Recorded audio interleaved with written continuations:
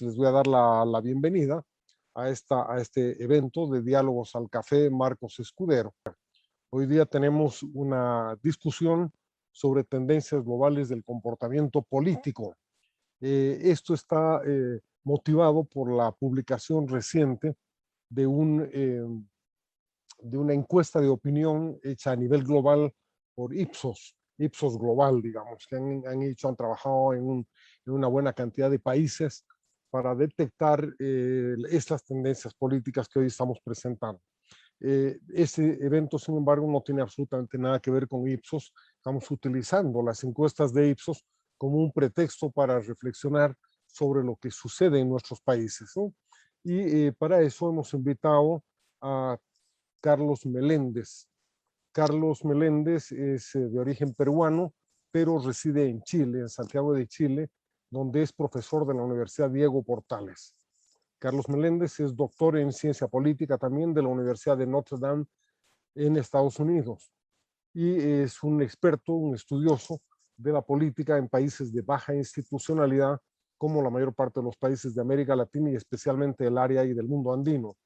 Por supuesto, su país natal, Perú, por supuesto también Bolivia y, sin ánimo de ofender, también Ecuador. Y por supuesto, ahora con mucha más razón todavía Venezuela. Te cedo la palabra entonces, Carlos, adelante y bienvenido otra vez. Ante todo, buenas noches. Ese informe de Ipsos trata de abordar el populismo desde el punto de vista de la demanda, por decirlo de un modo. Cuando hablamos de populismo, podemos enfocar el análisis del populismo desde el punto de vista de la oferta y desde el punto de vista de la demanda.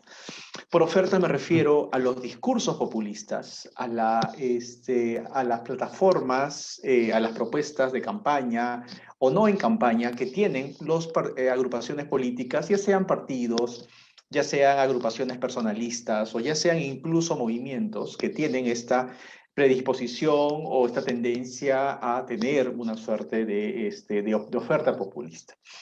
El discurso, la encuesta de Ipsos lo que permite es tratar de medir la demanda, es decir, hasta qué punto las personas tenemos o no algunas actitudes populistas. Podemos tener algunos reflejos populistas que, si es que oferta y demanda hacen un match en determinado momento, pueden precisamente tener éxito estas alternativas de este carácter. Para lo cual, obviamente, siempre es necesario una suerte de claridad conceptual. Y existen bastante, para empezar, hay una definición ideacional de populismo. Simón ha señalado algunos elementos que están relacionados con esa definición ideacional de populismo que lo han trabajado precisamente mi colega aquí en Chile, Cristóbal Rovira Calvácer, con otros académicos como Casmude, que son los que han estado proponiendo esta definición ideacional. ¿A qué se refiere esta definición ideacional? Básicamente el populismo tiene dos características. Primero, como señalaba Simón, una división maniquea del mundo, donde la élite es corrupta, la élite tenga el nombre que tenga, oligarquía, establishment, duopolio, en Chile, por ejemplo, el nombre que ustedes quieran emplear, es una élite pues malvada, una élite corrupta, y el pueblo, ¿no? Es soberano, el pueblo es pues honesto, el pueblo es pues tiene todas las virtudes. No existen características negativas o peyorativas en el pueblo. Hay esa división maniquea del mundo y por lo tanto es una definición moral. Hay características de una definición moral si tenemos estos blancos y negros, sin contrastes, sin zonas grises al momento de ver la sociedad. Por un lado es esta división maniquea del mundo y por el otro lado es el pueblo como máximo soberano, ¿no? El pueblo es como que el populismo basa en la soberanía popular, en el cual el líder es una suerte de intérprete y hasta cierto punto único intérprete y único traductor de esa soberanía popular. Y en ese sentido se presenta el populismo como una ideología delgada. ¿Ok? Ideología puede ser un término un poco polémico en ese sentido, pero puede decir una cosmovisión del mundo, ¿ok? O ideología delgada, considerando los matices y las connotaciones que puede tener ese término, que se superponen a ideologías gruesas o ideologías de verdad, como puede ser, pues, no sé, pues el socialismo, puede ser neoliberalismo, pueden ser ideologías más doctrinales. Por eso es que hoy tenemos, pues, populismo de izquierda o de derecha, esta división maniquea del mundo que tiene el pueblo como máximo soberano, que se superpone en ideologías gruesas que pueden ser, que le dan el carácter de izquierda o le dan el carácter de derecha a este populismo. El populismo también puede superponerse a otras ideologías delgadas a sí mismo, por decirlo de un modo, como la lucha anticorrupción, y de ese modo tener populismos centristas, como se encuentran en algunos países. Esa es, de alguna manera, la definición ideacional de populismo. Y esa definición se ha tratado de medir a través de encuestas de opinión. Se han elaborado índices que tienen preguntas muy parecidas a las preguntas que presenta Ipsos. Ipsos trabaja en esas preguntas sobre populismo, dos o tres preguntas que están relacionadas con índices más completos. Índices que tienen, normalmente el índice de populismo, que lo trabajó originalmente Kirk Hopkins y otros colaboradores, han ido desarrollando a lo largo de los últimos 10 años, mediciones más complejas, para justamente captar esa demanda populista.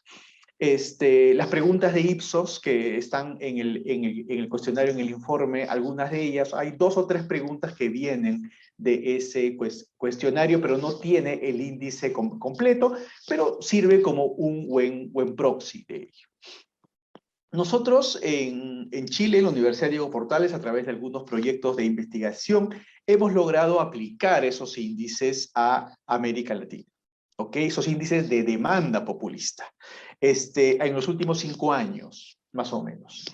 Y en una escala del 1 al 5, donde 1 es bajo populismo y 5 es alto populismo, normalmente los resultados han arrojado que en los países latinoamericanos con los cuales hemos trabajado, como Chile, Perú, Brasil, Honduras y Argentina, el promedio de populismo en este índice del 1 al 5 está alrededor de entre 3.9 y 4.1.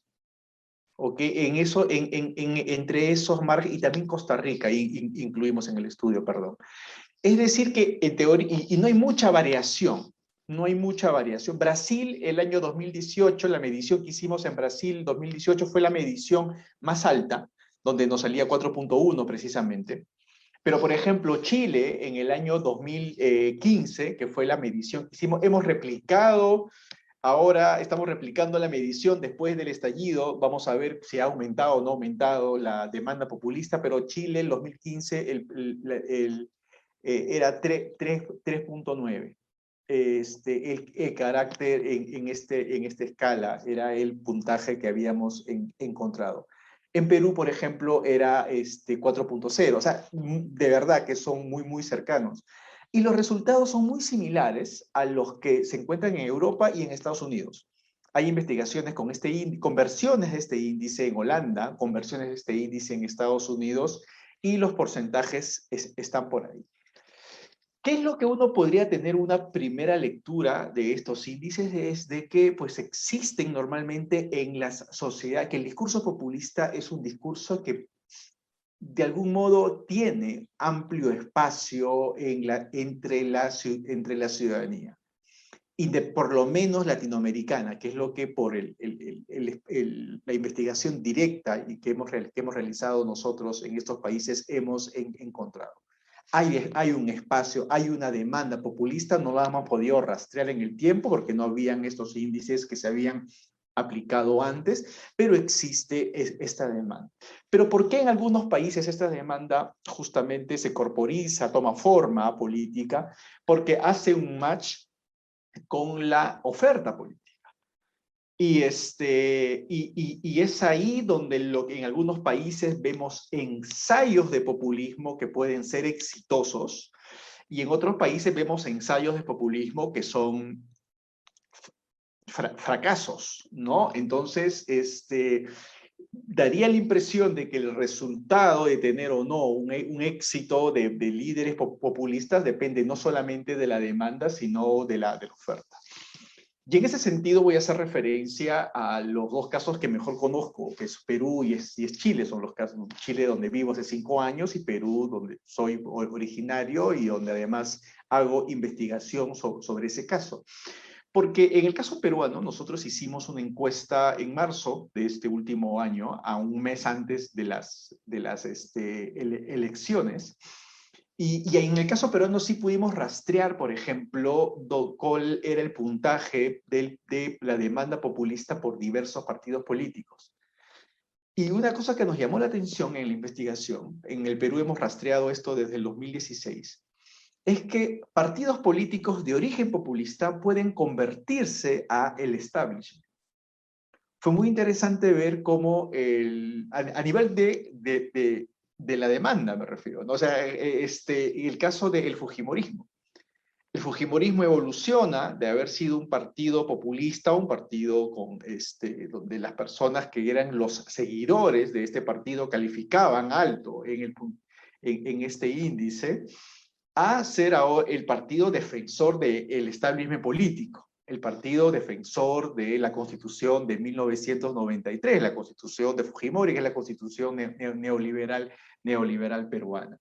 Entonces, y por lo tanto, vimos que había un espacio para el populismo, porque el fujimorismo, que normalmente monopolizaba este espacio, migra su base electoral, y vimos muchos ensayos de candidatos, de los mini candidatos, como yo los llamé, que teníamos en la elección peruana, que trataban de conectar con esa demanda populista. Esa demanda populista latente buscaban conectarla. Y era muy hasta cierto punto divertido ver cómo estos candidatos trataban de conectar con este pueblo populista, con este electorado populista, ¿no? Quizás el ejemplo más ameno al respecto era George Forsyth, un exjugador de fútbol, hijo de familia diplomática, que había creado un partido, había comprado un partido político para lanzar a la presidencia. Trata de instaurar el término mismocracia. ¿Qué era mismocracia? Nadie tenía alguna idea, pero era la forma en la que quería estigmatizar el establishment, decir que eran los medios y la oligarquía de siempre, y de que él era el defensor del pueblo ante esa oligarquía de los mismos de siempre que estaban gobernando el país, aunque en su partido político estaban precisamente los mismos de siempre. Pero digamos, ese era un ejemplo en el cual este político novato leyó muy bien los estudios de opinión pública, ¿no? Un pueblo anti-establishment, un gran electorado anti-establishment que quería estar en contra de los mismos de siempre, y él se colocó como el mismo, y tenía en teoría el discurso, la demanda populista, la oferta populista, para conectar con esa demanda. Por mucho tiempo, Forsyth estuvo favorito en las encuestas, pero los últimos meses cayó, porque hay un elemento subjetivo, hay un elemento que debe de justamente terminar de hacer clic. El discurso, la oferta populista tiene que tener elementos simbólicos y no es un ensayo solamente de laboratorio. No es un ensayo en probetas. Y es por eso que gana Castillo. Porque ¿qué más anti-establishment que un campesino, profesor rural, con sombrero chotano, que aparece de la nada, como fue Fujimori en el año 1990, sorprende en el último mes de las elecciones y se rebela en contra del establishment político. Y simbólicamente prendió. Y simbólicamente prendió entre los ganadores y entre la gente de izquierda y entre la gente de derecha.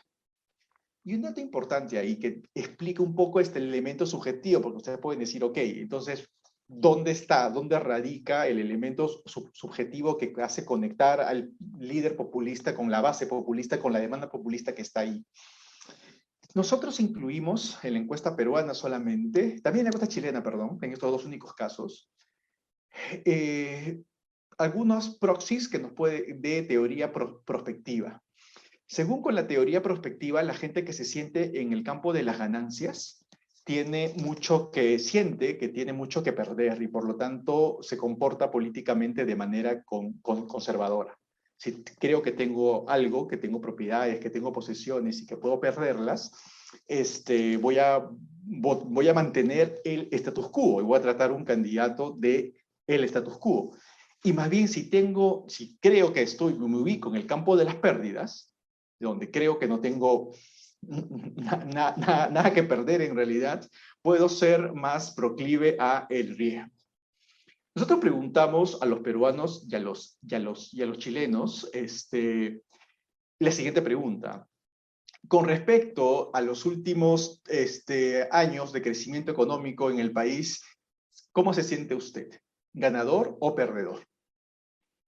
Y fue muy interesante que en el Perú el 53% de encuestados se sentían perdedores. Y en Chile el 42% de chilenos se sentían perdedores. O sea, la sensación de ser perdedor era mayor a los ganadores en ambos países con respecto al modelo económico de los últimos años. Y ahí estuvo el elemento de conexión subjetiva. O sea, el populismo logra justamente la oferta populista, conecta subjetivamente no pues con el pueblo en general. Uno tiene que darle determinada forma a ese pueblo en el discurso. No basta con atacar a la élite y decir que son los mismos de siempre. Y entonces Castillo logra tener un discurso para los perdedores del modelo y claro, en nuestras variables, en nuestros modelos de comportamiento electoral, una de las variables que más explicaba esto era el sentirse ganador, el que explicaba el resultado electoral era sentirse ganador o sentirse perdedor. Y en ese sentido, era muy previsible que la candidatura, esta encuesta la hicimos, como les dije, 3-4 semanas antes de la primera vuelta, y la sensación de ser perdedores incluso era bastante alta entre las personas de mayores ingresos, ¿no? O sea, si bien es cierto, había una correlación con nivel de ingreso, a mayor nivel de ingreso, menor personas que se sentían perdedores, era bastante alto, no recuerdo las cifras en este momento, pero era bastante alto en los niveles más altos. Tuvimos la oportunidad de replicar esta misma pregunta una vez que Castillo ya es presidente, o sea, lo replicamos en agosto, en agosto de este año, y fue fabuloso el resultado, porque ahora los que se sienten ganadores son más que los perdedores. O sea, después del resultado electoral, ahora hay mucho más, pero no pasó absolutamente nada en la economía del país todavía. O sea, Castillo no ha convertido Perú todavía en Venezuela, como dicen los clichés de derecha, pero y ha mantenido la economía más o menos como está, pero la mayor cantidad de personas ahora se sienten ganadores con respecto al modelo económico, lo cual significa que esta conexión de representación populista de algún modo funciona. En el caso chileno, cuando esta pregunta se ha venido haciendo ya desde hace más o menos 10 años, la pregunta de los ganadores y de los perdedores. Se ha venido haciendo, fue PNUD quien incluyó por primera vez esa pregunta en el estudio, creo que para allá del 2009 más o menos, ya tiene bastante, se ha repetido unas 3, 4 veces. Y la sensación de sentirse perdedores nunca fue tan alta como previamente al contexto del estallido social. Lo que sucede es que si uno ve el actual panorama de candidatos, no existe una oferta populista que conecte con los perdedores. En ese sentido, o sea, la oferta populista de derecha, que está del lado de José Antonio Kast, por ejemplo, precisamente está replicando el discurso de la derecha europea, el discurso de la derecha nativista, pero ni siquiera a un nivel tan radical como en América Latina lo hace Bolsonaro, ¿no? Es una derecha populista que no llega a los niveles de extremo que hay en otros países, sobre todo en Europa. Pero nosotros, y esto lo hemos publicado en un texto con Sajuria y con Rovira, que lo acabamos de publicar hace unas pocas semanas en la revista de Ciencia Política de la Universidad Católica de Chile, sí hemos encontrado de que la única oferta populista que está de algún modo calando, que es una oferta populista de derecha con algunos elementos de clase social, obviamente. Lo que nos sorprendió en nuestros primeros hallazgos es la correlación que habían con temas religiosos, sectores evangélicos y personas que se reconocían como de raza blanca. ¿Ok? Entonces, estas tres variables, nivel de ingreso, sectores económicos, pertenencia a grupos evangélicos y gente que se identifica como de raza blanca, hay una asociación precisamente para votar a favor de votar en contra de la convención constituyente, ¿no? Una versión más conservadora, y que es el núcleo duro que ahora vemos que está apoyando a Kast en estas elecciones. Pero no hemos encontrado ese nivel de cohesión, esa plataforma más orgánica entre las ofertas populistas del lado de la izquierda, a pesar de que existe una demanda de cambio y una demanda de personas que se sienten perdedores del modelo de los últimos años. Entonces, pues nada, eso era más o menos lo que quería reaccionar frente con investigaciones que estamos realizando. Algunas cosas ya le hemos publicado, como les mencioné, en la revista de Ciencia Política de la Universidad Católica de Chile, y tratando de justamente medir la demanda populista y ver cuándo conecta con las ofertas populistas, mencionándolo el contexto de estos dos países que tienen elecciones en este año. Gracias, Carlos. Que tenía una duda sobre tu presentación. Me parece muy interesante esto de la sensación del ganador y el perdedor, porque alude a la enorme importancia que tiene la dimensión simbólica en la política, ¿no? O sea, el cómo se proyecta una inclusión o exclusión simbólica, la pertenencia o no pertenencia, participación o no participación, que eso es un tema que ha sido central en Bolivia, ¿no? Yo diría que prácticamente la totalidad de los logros de Evo Morales ha estado en el campo de lo simbólico. En el resto, digamos, sus logros son muy discutibles, muy debatibles, etc. Ahora, en ese manejo de lo simbólico, frente a una base social que tú lo has dicho, está predispuesta al populismo en todas partes de América Latina, especialmente, ¿qué papel le atribuyes tú a la demagogia como método, como técnica política, digamos, ¿no? La percibes como un elemento central, importante, porque eso tendría también mucho que ver con considerar o no al populismo como una amenaza a la democracia. Sí, total. El populismo tiene la característica de que concibe la democracia en términos mayoritarios, ¿no? La democracia como el gobierno de las mayorías. Gobierna el 50+1, aunque sea literalmente en el Perú 50% más una persona, que es lo que nos ha pasado en las últimas elecciones, ¿no? Esa es el precepto, la imagen de democracia, la premisa democrática que manejan la mayoría de discursos populistas. Porque son adversas a las versiones pluralistas de la democracia, ¿no? A las versiones donde más bien la democracia no es el gobierno de las mayorías, sino la democracia es el gobierno de todos, ¿no? Ahí hay una diferencia que es sustantiva para comprender precisamente el tipo de demagogia que practica el discurso populista, que como bien lo decía Simón, tiene que buscar un enemigo, tiene que buscar alguien a que no solamente hay simbolismo, por un lado, o sea, no solamente está el sombrero de Pedro Castillo, sino está el antifujimorismo. Y ahí es donde eso se relaciona con otra parte de agenda de investigación que vengo realizando, que son las identidades negativas. La demagogia funciona si se estigmatiza al rival, si es que hay alguien un actor estigmatizable además, ¿no?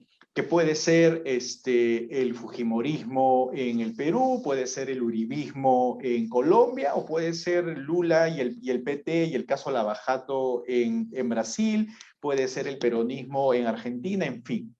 Existen en nuestros países de agrupaciones partidarias débiles, donde las membresías y las afiliaciones han caído en el tiempo. Nos hemos acostumbrado a ver el declive de las identidades partidarias positivas, pero no hemos prestado mucha atención al incremento de las identidades partidarias negativas, ¿no? Estos antis que empiezan a pulular en nuestros países y que son precisamente muy importantes como estructura de la demagogia. La demagogia populista tiene que enfrentar un rival, tiene que enfrentar un enemigo, y si es que previamente ya existe un enemigo estigmatizado, eso facilita en gran medida el resultado de la demagogia populista.